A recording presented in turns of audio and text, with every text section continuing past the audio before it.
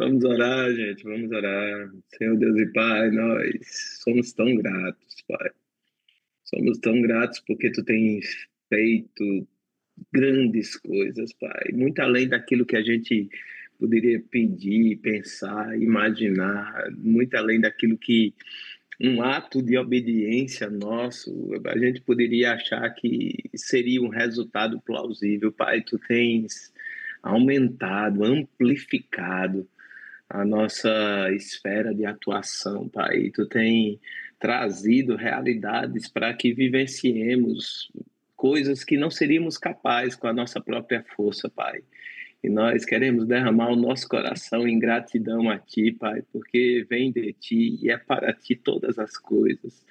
E nós ficamos maravilhados, Pai, com a tua obra, com o teu fazer em nós, Pai, e como a tua palavra encontra um espaço perfeito dentro do nosso coração, Pai. Ah, quão grande é a tua obra na nossa vida, Pai, quão grandes coisas tu já fez e como geramos expectativas, Pai, para tudo ainda que tu irás fazer, Senhor. Muito obrigado, Pai, muito obrigado. Te agradeço, Senhor, te agradeço, em nome de Jesus. Aleluia, glória a Deus. E aí, gente, paz, para quem eu não falei ainda, oh, que honra poder estar com vocês aqui. A gente acompanha já faz um tempo que a gente se conheceu, né, Luiz? A gente se conheceu em Orlando, acho que uns 2 anos atrás, eu acho que é mais ou menos isso. Esse ano a gente se bateu de novo, aí veio o convite, né, de a gente tá, cara, vamos marcar uma data, eu disse, bora, e deu certo, e calhou de a gente estar junto aqui, mas a gente é um grande admirador do que o Verbo Connect tem feito, né? A gente tem algumas oportunidades nas conferências de falar daquilo que os resultados práticos, né, do alcance do Verbo Connect, tanto na Europa quanto na América do Norte, e a gente tem ficado maravilhado mesmo com as coisas que Deus está fazendo, né? É uma honra de novo estar aqui, mas vamos para a Bíblia, né? Que é o que a gente veio fazer. Eita, Bíblia no juízo, gente. Não tem como a gente estar no verbo e não se maravilhar pela palavra da fé, né? Lógico que a palavra, o verbo, ele contempla várias coisas, vários assuntos, várias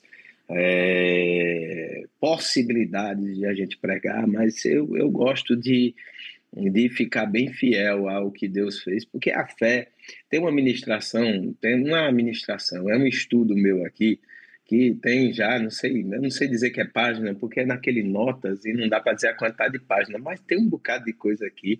E o título desse estudo é A Fé é a Base de Tudo, né? Então, eu creio que o título dessa ministração é A Fé é a base de tudo, porque sem fé é impossível agradar a Deus. Esse agradar é de andar com, né?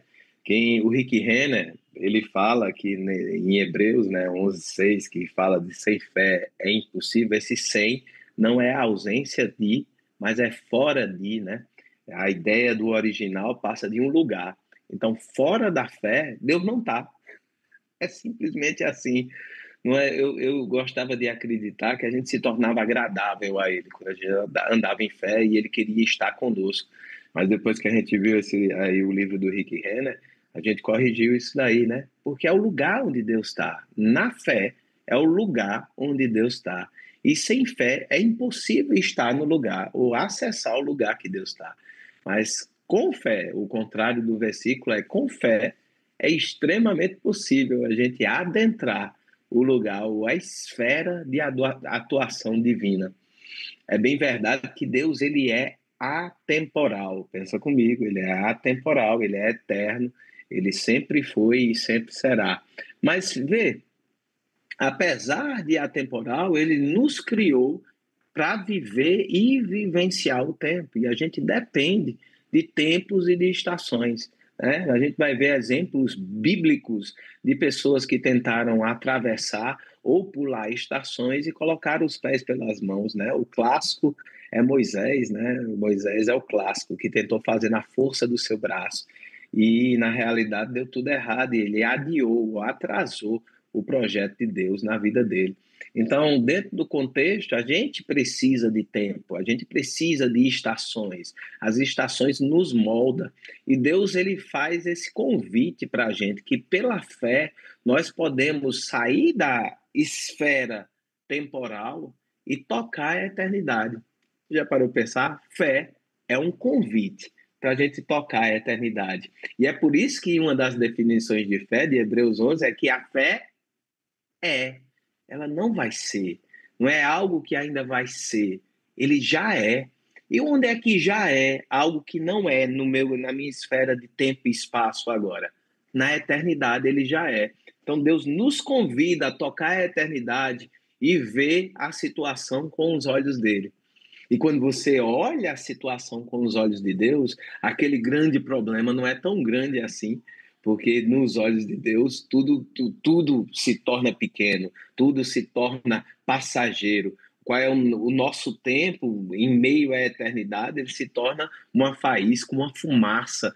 Então a Bíblia não diz isso para nos tornar pequeno, né? A Bíblia diz isso para a gente entender como Deus vê esse tempo e a estação e como ele nos convida a ser atemporais, né? Ele nos convida a vivenciar a eternidade. Então, uma das definições que eu gosto de fé, fé é vivenciar a eternidade. É você tocar na esfera do eterno e conseguir ver hoje algo que ainda não se manifestou, algo que ainda não é real no nosso espaço e tempo, mas que na eternidade já é. O Kenneth Hagin, ele fala duas coisas, eu queria citá-lo. Ele diz assim: a Bíblia diz, eu creio, e isso resolve tudo. O homem era violento, viu? E depois ele fala em outra citação, ele diz, as pessoas continuam lutando quando se trata de oração e fé, porque, na verdade, não acreditam no que a palavra diz. Eu gosto também do Bill Johnson, lá da Bethel, né? E ele diz assim, ó, a fé não me coloca no controle, mas me faz um colaborador do plano perfeito de Deus na Terra. Então, apesar de Deus nos convidar a tocar a eternidade, quando Ele nos convida a andar de fé, o desejo dele é que a gente manifeste céus na terra. Essa é a oração de Jesus. A oração de Jesus: seja feita a tua vontade, assim como é no céu, na terra, como é no céu. Então, o que ele deseja, o que é que Jesus queria passar? Ele diz, decrete, não o que você está vendo, não fale aquilo que você está olhando, não narre o problema. Sequer você precisa falar o problema para Deus, porque ele já sabe. Deus, na fé, muda o foco. A gente não parte do problema buscando uma solução. A gente parte da solução para direcionar o problema. Os problemas que se levantam, ele precisa encontrar em nós o estoque de soluções celestiais, porque quem habita dentro de nós é o Espírito Santo do próprio Deus. Então, o pastor Humberto, ele fala que dentro de nós, pelo Espírito, a gente tem um estoque inesgotável de soluções. A gente só precisa estar mais conectado com o que nós temos por dentro do que com as coisas que estão acontecendo do lado de fora. E aí eu vou pedir para você fazer a sériezinha, a gente vai fazer a sériezinha da fé, né? Que o justo viverá pela fé. A primeira é em Abacuque, capítulo 2, no verso 4. Esse é o profético. Olha só, por que o profético? Porque Abacuque está falando algo que não é possível para o tempo dele. Porque no tempo dele ninguém era justificado. Esse é um estilo de vida, embora que Abraão andou em fé e os antigos andaram em fé, como estilo de vida do jeito que Abacuque está falando era só depois de Cristo. E ele diz assim, eis o soberbo, sua alma não é reta nele, mas o justo viverá pela fé. Isso é o profético, porque justificados só seremos todos em Cristo Jesus, embora que a fé de Abraão o tornou justo, mas ele ainda precisou que Jesus descesse no lugar dos mortos, o pegasse e subisse aos céus, né? Jesus, quando morre, ele leva cativo o cativeiro. E todos aqueles que estavam no seio de Abraão, eles subiram junto com Cristo para fazer uma inauguração dos céus de maneira gloriosa. né? Gálatas, no capítulo 3, no verso 11, é a bênção que provém da graça. Eu sou sistemático, me desculpa, gente, eu gosto de sistematizar, e eu digo, se tem várias vezes, é porque tem algo associado a isso daqui, não pode ser uma simples repetição. Então, Abacuque, para mim, é o profético.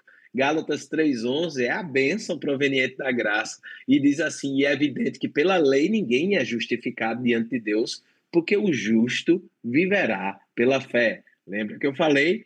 Profético, porque ninguém era justificado. Aqui ele fala que a graça é que nos capacita e que nos faz ser habilitados a viver pela fé. É uma relação direta com Abacuque, e agora dizendo que chegou a estação, chegou o tempo onde nós, uma vez justificados em Cristo pela graça dele, podemos viver pela fé.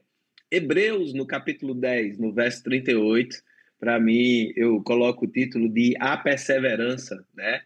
Todavia, o meu justo viverá pela fé, e se retroceder, nele não se compraz a minha alma, né? É um estímulo não somente para você iniciar, mas para você perseverar. O pastor Humberto fala algo muito bom, ele diz, a mesma palavra que nos salvou, essa palavra é responsável para nos deixar continuamente salvos. É ela que vai desenvolver a nossa salvação. Então, uma vez que a palavra te alcança e que de alguma maneira você vivencia algo dessa palavra, você não pode desistir dela, você precisa perseverar em fé em cima dessa palavra, porque ela vai te levar a comer o melhor dessa terra, a vivenciar o melhor de Deus nessa terra, a manifestar céus na terra. E por último, em Romanos, no capítulo 1, no verso 16 e 17, eu gosto de chamar isso daqui de o ponto de partida, né? Porque ele muda um pouco a maneira de falar. Olha só, ele diz assim no 16: pois eu não me envergonho do evangelho, porque é o poder de Deus para a salvação de todo aquele que crê, primeiro do judeu, também do grego, visto que a justiça de Deus se revela no evangelho, de fé em fé, como está escrito: o justo viverá por fé. Ele faz uma alinhavada de tudo aquilo que a gente viu, né? E ele muda, ele não diz o justo viverá pela fé, ele diz o justo viverá por fé. E esse por passa a ideia de ponto de partida. A fé é o ponto de partida de toda a jornada. Porque sem fé, sem você estar em fé, não tem jornada. É isso. Não, eu estou andando na minha jornada, mas eu estou precisando de fé. Não, você não está na jornada quando você está precisando de fé. Você só inicia a jornada quando você está em fé. Porque senão é uma caminhada aleatória, ele não faz parte da proposta, da carreira que nos está proposta. Uma vida sem fé não faz parte da carreira que nos está proposta. Então, tudo aquilo que se manifesta na nossa vida por falta de fé, ele é algo que a gente não precisava passar. Olha que coisa linda. Mas a gente tenta justificar a nossa ausência de fé, dizendo que Deus quer nos ensinar através de coisas ruins que nós experimentamos. Eu digo, às vezes, sim, mas a coisa, quando Deus convida para aquilo que aparentemente é ruim, desde que seja um convite dele, não é um martírio, mas é um passeio. Quem levou Jesus para o deserto foi o Espírito Santo, ok? Ele foi conduzido pelo Espírito ao deserto. Então, o deserto para Jesus, uma vez que é o convite do Espírito, não é um sofrimento, mas um playground. Até porque você não vê no momento de jejum dele nenhuma referência que Jesus estava sofrido no deserto. Ah, o coitadinho de Jesus no deserto. Não, a gente vê que não tem citação. Eu acredito que momentos gloriosos ele provou ali no deserto, ele e o Espírito Santo. Mas aí teve um momento que no jejum a humanidade dele clamou, porque a Bíblia disse, e teve fome. E a humanidade clamando é o ponto de contato que Satanás tem para poder vir e tentá-lo. Satanás, ele depende da nossa carnalidade, do nosso humano dominando para ele poder ter influência. Então, quando a fome vem, e ali não é uma fome de um café da manhã que a gente perdeu, ali é fome de 40 dias sem comer, é fome de verdade, ele consumiu todas as reservas e aquilo ali, o corpo dele está clamando, dizendo, vai morrer, né? Então, aquilo traz ele em contato, sai da esfera do espiritual e entra em contato com o carnal, e ali Satanás tem a oportunidade de trazer sugestões. Quando a gente está conectado demais com as coisas naturais, é esse lugar onde Satanás tem vez e voz para trazer sugestão para a gente. Agora, onde a gente vai estar, porque nem sempre a gente vai estar na nossa sala de oração, no nosso momento de louvor, com um louvor desse maravilhoso, chorando aos pés do Senhor. A gente tem coisas para fazer e nesse nosso dia a dia, a gente não pode perder a conexão celestial que a gente tem, porque se a gente ficar natural, Satanás tem voz para sugerir coisas. Sugerir que não é bem assim, essa coisa não é desse jeito. Tem certeza mesmo que tu é filho de Deus? Se tu és, por que tu não faz isso? E ele coloca em questionamento sempre o que Deus falou para nós. Porque essa primeira tentação que ele faz para Jesus, ele coloca em questionamento o que Jesus tinha acabado de escutar, ou há 40 dias tinha escutado, que era céus abertos e a voz que dizia: esse é o meu filho amado, em quem eu tenho prazer. E a tentação que ele faz quando a humanidade de Jesus fala, quando ele teve fome, é dizer: se tu és mesmo filho, botar em questionamento o que Deus falou. É o que Satanás gosta de fazer. Foi assim que ele chegou para Eva. Deus disse isso mesmo? Foi isso mesmo que Deus falou? Né? E essas sugestões que questionam a autoridade divina é o que Satanás encontra para poder fazer a gente duvidar daquilo que Deus falou. Não duvida daquilo que Deus falou. Vamos partir, a gente parte, toda a jornada parte daquilo que Deus falou para a gente. Mas olha só, o texto de 16 fala: pois eu não me envergonho do evangelho. E muitas vezes a gente pensa que esse não envergonhar do evangelho é eu não dizer no trabalho que eu sou crente. Não, eu não sei, né? Os tempos de hoje, eu não quero dizer a alguns mais jovens que estão aqui, não dizer no colégio que tu é crente, né? E diz, não, aí sai. Também pode ser interpretado assim. Mas na grande verdade, como é uma coisa mais ampla, né? Esse não me envergonho do evangelho é porque a palavra, ela sempre vai confrontar aquilo que a gente está vivenciando. Mas ele diz, não, pastor, não tem nenhuma palavra que vivencie, que confronta aquilo que eu estou vivenciando. Das duas, umas. Ou você está prestes a ser arrebatado, né? Porque você é tão perfeito aqui na terra que já, num abrir e fechar de olho, antes mesmo de Jesus voltar, você vai ser arrebatado. Ou segundo, você não está com tanta palavra assim, para ela não lhe confrontar. Porque se você já está vivendo a plenitude do que a Bíblia fala sobre prosperidade, meu irmão, manda uma passagem para ir aí visitar você, porque a plenitude de prosperidade bíblica, ela nos confronta. Você não se sente confrontado, não, quando tu olha assim para a Bíblia e diz, rapaz, tá.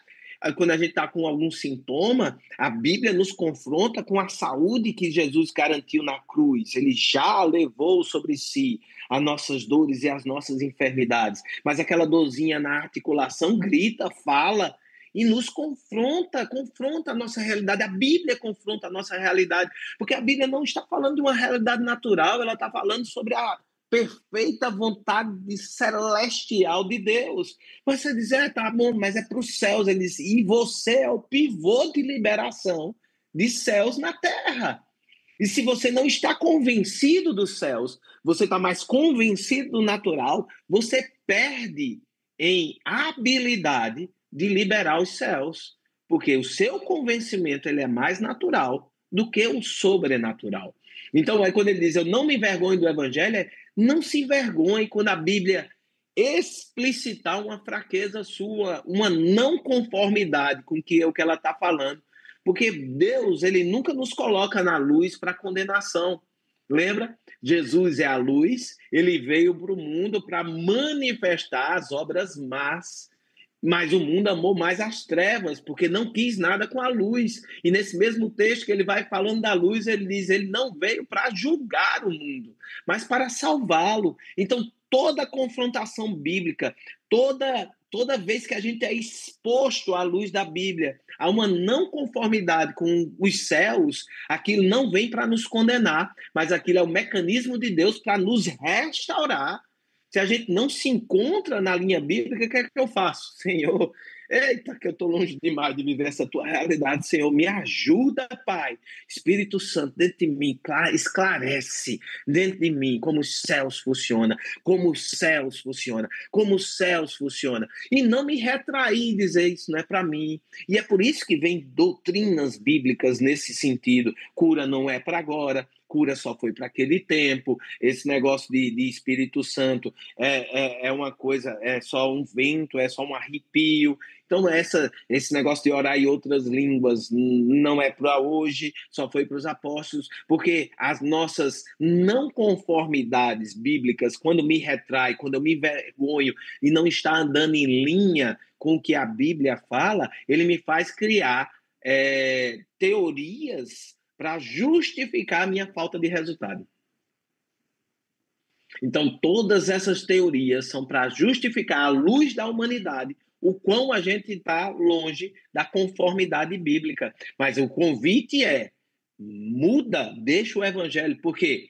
Porque ele diz que não se envergonha do evangelho, porque o evangelho não vem somente para mostrar a minha não conformidade ou expor a minha fraqueza, mas ele é o poder de Deus para a salvação. Essa mesma palavra que expõe a minha fraqueza ou expõe o quão distante eu estou vivendo da realidade bíblica, essa mesma palavra é carregada do poder de Deus para liberar a mudança que eu preciso. Então, quando eu não me envergonho, quando eu oro, quando eu me exponho à palavra, Espírito Santo, me faz entender sobre a prosperidade bíblica, Espírito Santo. Eita, que eu estou vivendo longe demais disso daí. Vamos embora, Senhor, eu posso, eu consigo, Pai. Eu consigo ser mais generoso, eu consigo ser mais em linha, crer mais que a prosperidade está ligada à fonte divina do que ao meu bolso, à minha conta bancária, né? Sobre prosperidade, o pastor Humberto fala: tudo depende de onde está a sua fonte. Se sua fonte de água é uma caixa d'água de 1.000 litros, você economiza. Ei, menino, fecha a pia aí, porque a caixa d'água vai secar. Mas se o cano estiver ligado no mar, você não está nem aí se a pia está aberta ou se não está. Você está ligado que a fonte é inesgotável.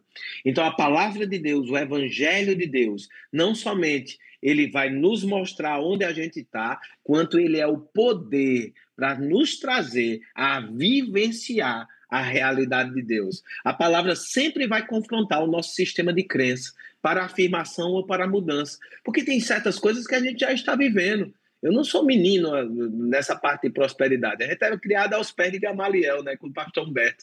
Né? Então, de prosperidade, de generosidade, a gente aprendeu muita coisa. Então, toda vez que vem uma palavra, mas como o próprio pastor Humberto fala que nessa área de generosidade, é igual a barba, precisa fazer todo dia, né? Porque senão cresce o que você não quer. Então, mesmo sendo firmado dentro de uma doutrina de prosperidade bíblica, eu ainda continuo me expondo à palavra para ela me firmar cada vez mais nessa realidade. Eu ainda não cheguei à plenitude, eu ainda não cheguei lá. Uma coisa eu faço, esquece das coisas que para trás ficaram e prossigo para o alvo que é Jesus. E embora eu viva já uma grande parcela da realidade da saúde divina em Cristo Jesus, volta e meia vem uma dor de cabeça, volta e meia vem um nariz entupido, que quer mudar a minha maneira de falar, que quer mudar a minha confissão, e eu preciso voltar para a palavra para me firmar dentro das verdades que me mantêm em saúde e não aceitar simplesmente porque vai chegar um vírus novo, que vai se manifestar algo novo. E olha, eu sou médico, gente, então quando chega para mim, sempre vem acompanhado de estudos variados que comprovam que aquilo é daquele jeito. Então, é sempre muito baseado dentro da racionalidade humana. mas a sabedoria de Deus ela é muito maior do que todo o conhecimento humano juntos, e eu prefiro ficar com o que a palavra fala. A fé libera o poder da palavra, capaz de reescrever o nosso sistema de crenças. Então, uma vez que eu sou exposto à palavra e aquela palavra me confronta, eu preciso deixar que ela faça o trabalho completo dentro de mim. Então, quando eu vejo algo bíblico que na minha cabeça quer dizer, não é bem assim, eu digo, peraí, se o meu corpo e o meu raciocínio e a minha mente humana está com problema com isso aqui, é porque aqui tem coisa. Eu não estou vivenciando a verdade completa. Então eu vou me expor àquela palavra e deixar o Espírito Santo reescrever meu sistema de crença. Porque a nossa mente não vai lutar para sempre contra a Bíblia. A gente tem aquela história, né, de que nossa mente não concorda com as coisas de Deus e sempre vai ser essa luta. Não, a nossa mente ela se submete às realidades bíblicas que estão fundamentadas no nosso espírito. Ela é inicialmente contra, mas à medida que você vai liberando e vivenciando a palavra de Deus e se deixando ser tratado pela palavra, pelo Espírito, a nossa mente vai se alinhando com a palavra de Deus e cada vez vai ficando mais fácil. Ou quem nunca de nós aqui não estranhou a um ser humano orando em língua perto da gente? Ei, rapaz, chaparacaço, eu disse, epa, pra que isso, rapaz? Vamos embora, segura aí, não tem nessa. Isso é de Deus mesmo? Mas o que? A vivência nossa, o experimentar a verdade bíblica, o vivenciar a verdade bíblica, hoje em dia, quando alguém faz, ei, caramba, passei, caramba, ei, vamos embora. Porque o fogo pega, não porque a gente foi convencido naturalmente, mas a gente foi convencido no espírito. E se a gente vacilar, e se a gente começar a colocar a Bíblia de lado, a gente começa rapidamente a dizer: para que isso? Desnecessário isso tudo. Isso é muito um show mexendo com as emoções. Eu sou um crente racional. Ah, que onda. Mas se a gente vacila, se a gente abandona o poder que a palavra tem, se a gente não persevera em cima daquela palavra que uma vez nos libertou, a gente se desencontra no caminho, porque a nossa jornada é uma jornada de fé e a gente precisa sempre ter a fé como foco, né? E o engraçado é que o foco da fé nunca é o problema. O foco da fé sempre é a solução. Então a gente não precisa correr atrás de fé quando o problema chega. A gente se prepara antes. Eu gosto daquelas, lembra daqueles. Tem alguns que são antigos aqui, né? Ele, quando passava a transmissão de jogo, que o time lá ganhava, o Flamengo ganhava, sei lá, aí a galera botava aqueles negócios, eu já sabia, né? No caso de Madalena, o Porto, quando ganhava, né? Ele botava uma faixa. Eu já sabia, né? Mas eu gosto daquela ideia da gente, né? Que quando o problema se manifesta, a gente não precisa correr atrás de fé para resolver o problema, porque senão a nossa vida e a nossa jornada vai ser ditada pelo que o mundo pode levantar de problema para a gente, né? O que é que a gente precisa? A gente precisa correr atrás de um estoque de soluções para deixar já aqui dentro de nós, porque quando o problema se levantar, você vai, já sabia, vai desenrolar isso aqui. A Bíblia nos convida a entrar diante do trono da graça para receber graça, misericórdia e graça para tempo oportuno. E quando a gente vê esse texto, né, com Jesus como autor e consumador da nossa fé, e por isso que a gente entra com ousadia diante do trono da graça, quando a gente vê esse texto, a gente acha que, olha, estou passando por um problema, vou para o trono da graça para receber misericórdia e graça para esse problema agora. Não. Sim, se por acaso chegou o problema e você está precisando, corra, porque é lá que você vai encontrar. Mas a gente tem como hábito entrar diante do trono da graça para a gente já estar cheio de graça e cheio de misericórdia, para quando chegar, a gente já está fortalecido e não vai se fortalecer. Deus sabe mais daquilo que a gente vai precisar. A gente está vivenciando um tempo aqui na igreja e a gente, eu e minha esposa e Cláudia, a gente está pastoreando a igreja de Boa Viagem agora. A gente era da Zona Norte, né? E na Zona Norte, com o pastor Humberto, a gente acompanhou a obra de Winnipeg lá no Canadá. A gente teve essa honra de estar supervisionando eles lá. E agora, pastor Felipe e Lorena, que é lá de Aracaju, do pastor Darren, eu chamo de Darren, o pastor Darren, ele mandou Felipe e Lorena para lá e eles estão morando agora lá em Winnipeg, no Canadá. E a gente aqui continua na Zona Norte. A Igreja de Boa Viagem é a terceira igreja do Nordeste. Foi a primeira em Campina Grande, paulista com o pastor Serginho, que estava no Toda Terça, né? No Toda Terça da semana passada. Boa Viagem, foi o pastor Walter. Foi a terceira igreja que o pastor Bud ele abriu, né, aqui. A gente tem esse carinho por aquela igreja. Ela precisou de um socorro. O pastor Humberto olhou para mim e para a Cláudia, vai vocês. Aí eu olhei, só manda, nós obedece. Aí acontece que estamos 2 anos lá, em Boa Viagem, pastoreando já. E passa rápido demais, já tem 2 anos isso daí. E a gente está vivenciando coisas dentro da igreja onde Deus tem nos preparado. Sabe aquele espírito alerta dentro de nós? Aí você diz, pastor, o que aconteceu? Eu disse, nada ainda.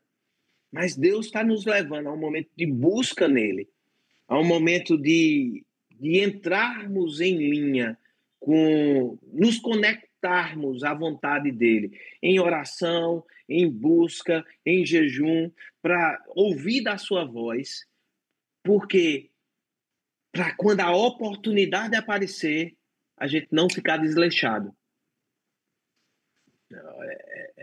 Vou lhe explicar. Existem oportunidades divinas, portas que se abrem, que se você não estiver conectado no Espírito, a oportunidade passa e você diz, não, porque essa oportunidade é até uma coisa boa, mas não é para esse tempo, aquilo que a gente está vivendo agora não está em linha com o negócio. Então, se você toma a decisão baseada naquilo que você está passando naturalmente, normalmente, provavelmente, você vai perder uma porta que Deus abriu. Porque a porta que Deus abre não está em linha com o que você está vivendo naturalmente, mas está em linha com aquilo que está acontecendo espiritualmente.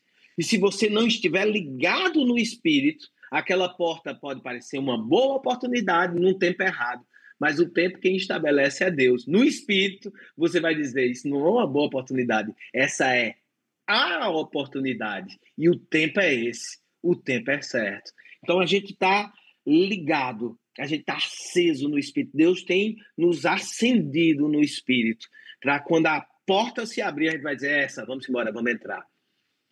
Entende? Se você ficar conectado no natural, se você ficar conectado nas coisas naturais, portas de Deus serão abertas, passarão e você não vai perceber. E lá na frente, a fala nossa, em geral, porque todos nós já perdemos oportunidades de Deus. Todos nós já deixamos portas passarem. Lá na frente a gente diz, eu tô crendo, pode ser um dia que aconteça, a coisa vai, né? A gente bota na conta dele. Deus um dia pode abrir minha porta, eu tô aqui, né? Ele sabe que abriu um bocado de porta e que você não entrou naquela porta. Janelas de oportunidade. Deus tem falado conosco aqui sobre janelas de oportunidades. Ele vai abrir portas proféticas que você precisa estar pronto, aceso no espírito, para você emburacar. Porque se você não entrar, passa a oportunidade e você continua onde está. E, eventualmente, você coloca a culpa em Deus. Rapaz, estou aqui. Deus um dia me acha. Deus um dia me vê. Vamos esperar, né? Quero dizer só mais um texto aqui para você, para a gente encerrar.